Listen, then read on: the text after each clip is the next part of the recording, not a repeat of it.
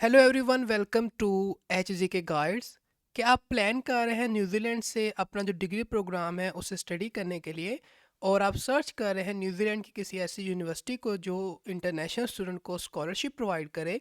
तो आज हम बात करने जा रहे हैं न्यूजीलैंड की एक ऐसी यूनिवर्सिटी के बारे में जो इंटरनेशनल स्टूडेंट को $20,000 तक की जो स्कॉलरशिप है वो प्रोवाइड कर रही है, अगर इंटरनेशनल स्टूडेंट उस स्कॉलरशिप के क्राइटेरिया को मीट करते हैं। तो हम डिटेल में इस न्यूजीलैंड की यूनिवर्सिटी को आज डिस्कस करने जा रहे हैं और देखें कि अगर हमने इस यूनिवर्सिटी के अंदर अप्लाई करना है एज एन इंटरनेशनल एप्लीकेंट, तो रिक्वायरमेंट्स क्या हैं और जो एप्लीकेशन प्रोसीजर होता है उसके अंदर क्या चीज़ें इन्वॉल्व हैं, इन चीज़ों को हम डिस्कस करने जा रहे हैं।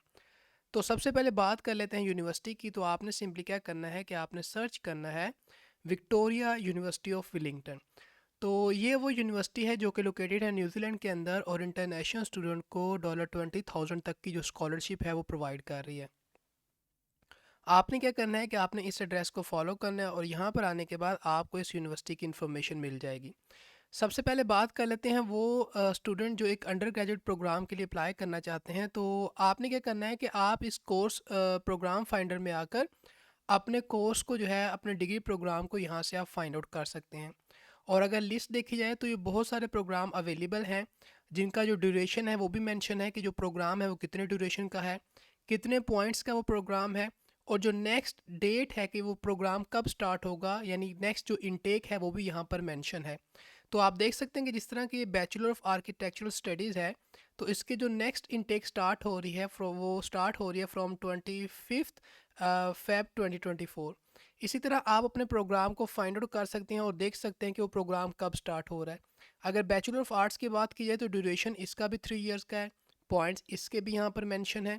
और इसी तरह जो नेक्स्ट ये प्रोग्राम का इंटेक स्टार्ट हो रहा है कि जब प्रोग्राम स्टार्ट होगा स्टूडेंट्स के लिए, दैट इज़ फ्रॉम 12 नवंबर 2023।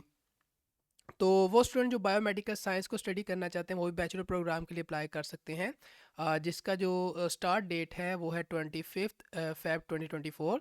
तो यहाँ से आप अपने प्रोग्राम को इजीली जो है फाइंड आउट कर सकते हैं और उस प्रोग्राम की जो रिक्वायरमेंट है उसको चेकआउट कर सकते हैं अगर आप एक अंडर ग्रेजुएट प्रोग्राम के स्टूडेंट हैं।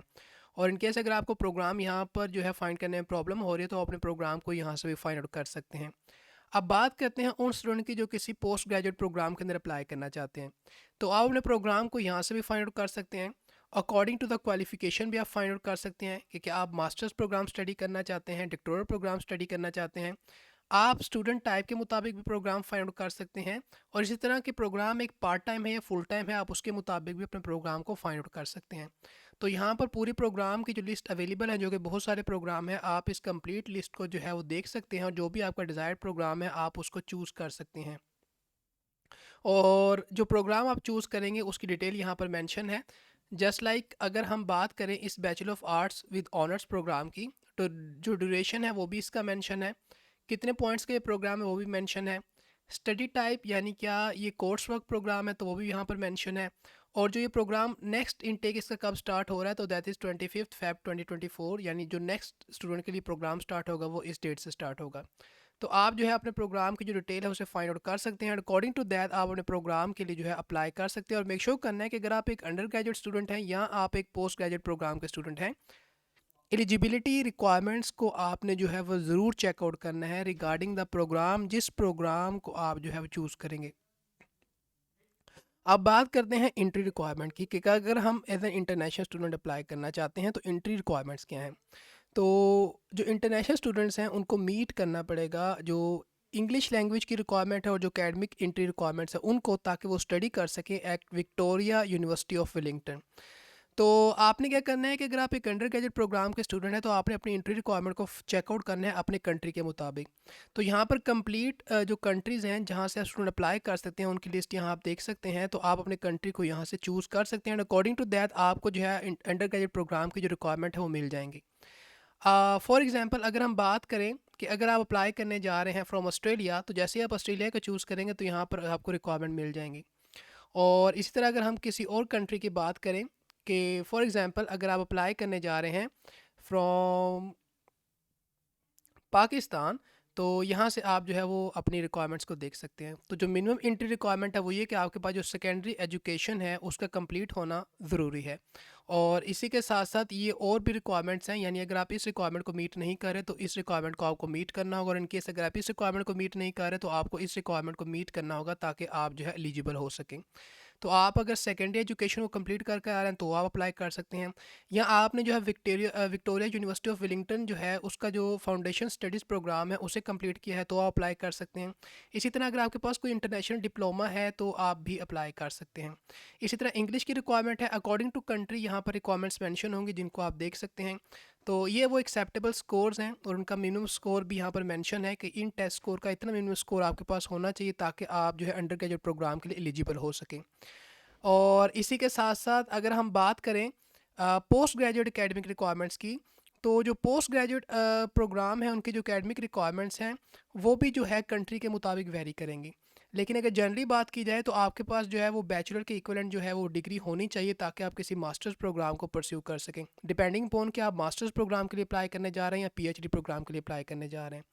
तो यहाँ से आप अगेन अपने कंट्री को चूज़ कर सकते हैं, क्योंकि एप्लीकेंट जो हैं वो डिफरेंट कंट्री से होते हैं। तो जिस भी कंट्री से आप बिलोंग करते हैं, कोई स्पेसिफिक कंट्री की रिक्वायरमेंट मैं यहाँ मेंशन नहीं कर रहा, आप अपने कंट्री के मुताबिक यहाँ से रिक्वायरमेंट्स को देख सकते हैं।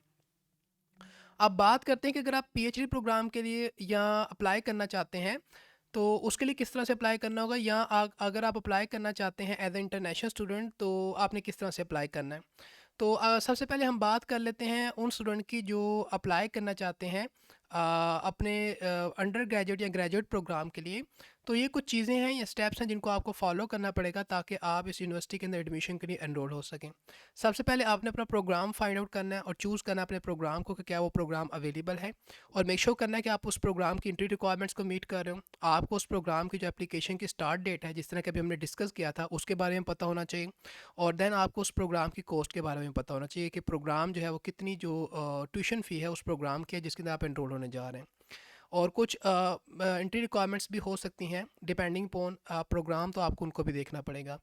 आपने अपने जो डॉक्यूमेंट्स हैं उनको प्रिपेयर करने हैं जिनको आप सबमिट करेंगे, और आपने जो है अपने जो डॉक्यूमेंट्स हैं उनको सबमिट करना है।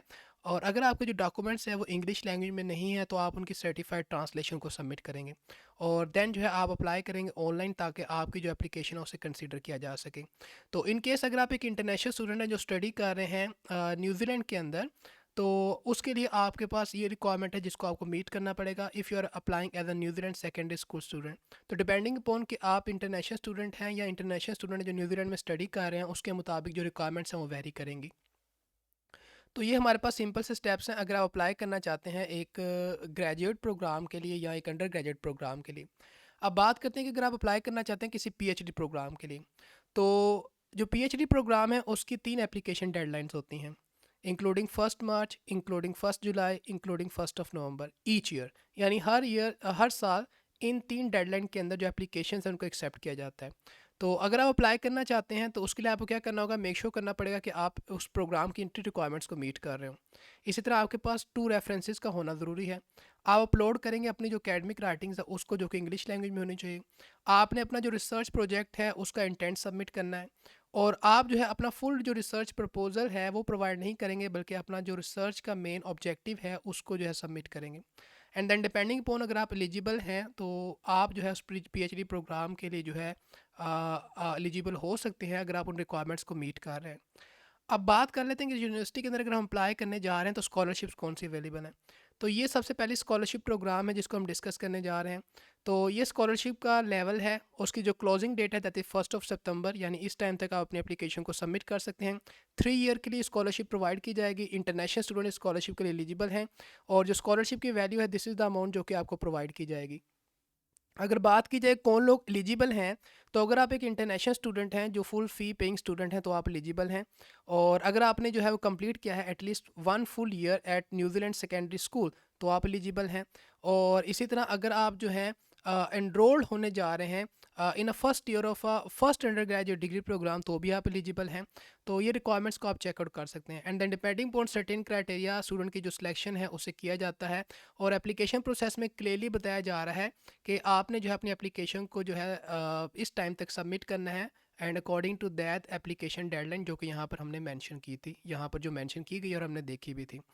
तो कुछ स्पेसिफिक डॉक्यूमेंट्स भी हो सकते हैं, जस्ट लाइक कि आपने स्कॉलरशिप के लिए रिप्लाई करना है तो आपको पर्सनल स्टेटमेंट सबमिट करनी पड़ेगी और आपको जो है वो रेफरेंस सबमिट करना पड़ेगा आपके जो स्कूल प्रिंसिपल हैं उनसे। और देन सिलेक्शन प्रोसीजर जो है वो कंडक्ट किया जाता है कि आप स्कॉलरशिप के लिए एलिजिबल हैं या नहीं। अब बात करते हैं एक और स्कॉलरशिप की। This is another scholarship programme जिसके लिए आप एलिजिबल हो सकते हैं। स्कॉलरशिप का लेवल जो फर्स्ट ईयर स्टूडेंट्स हैं वो अप्लाई कर सकते हैं। 1 ईयर के लिए स्कॉलरशिप प्रोवाइड की जा रही है, इंटरनेशनल स्टूडेंट एलिजिबल हैं and this is the amount जिसको आप अवेल कर सकते हैं अगर आप इस स्कॉलरशिप प्रोग्राम के एलिजिबिलिटी क्राइटेरिया को मीट करते हैं और इसमें सेलेक्ट हो जाते हैं। अगर बात की जाए एलिजिबिलिटी की तो इंटरनेशनल स्टूडेंट इस स्कॉलरशिप प्रोग्राम के लिए एलिजिबल हैं और इसी के साथ साथ आपके पास जो जीपीए है वो होना चाहिए जो कि इक्वलेंट टू हो यूएसए के जीपीए के ऑफ एन ए एवरेज। तो अगर आप इतने जो जीपीए है उसे होल्ड करते हैं इन दिस रेंज तो आप एलिजिबल हैं। और अगर आप स्टार्ट करने जा रहे हैं अपनी स्टडीज़ को जो है इन टाइम पीरियड के दौरान तो आप एलिजिबल हैं। और इसी तरह जो है अगर आप एलिजिबल होना चाहते हैं स्कॉलरशिप के लिए तो आपके मेक श्योर करना पड़ेगा कि आप इस स्कॉलरशिप प्रोग्राम के इन एलिजिबिलिटी क्राइटेरिया को ना मीट कर रहे हो, because you are not eligible for this scholarship if you meet these certain requirements. तो इन रिक्वायरमेंट्स को मेक श्योर करना है कि आप ना मीट कर रहे हो ताकि आप जो है इस स्कॉलरशिप प्रोग्राम के लिए एलिजिबल हो सकें। अगर बात की जाए सिलेक्शन क्राइटेरिया की तो अगेन तो जो स्टूडेंट है उसका जो एकेडमिक प्रोफाइल है उसको देखा जाता है। और अगर एप्लीकेशन प्रोसेस की बात की जाए तो किसी किस्म की जो एप्लीकेशन प्रोसीजर है वो नहीं है इस स्कॉलरशिप के लिए, यानी आपको जो है वो ऑटोमेटिकली कंसीडर किया जाता है।